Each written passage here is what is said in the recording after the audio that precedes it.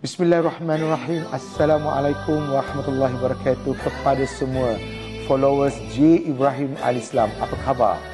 Pasti anda tertunggu-tunggu untuk pakej haji 1447 Hijrah 2026 daripada PJ J. Ibrahim Al-Islam. Ayo datang bertemu founder, meet and greet bersama founder pada 1 November ini, hari Sabtu ini di Pejabat Cyberjaya.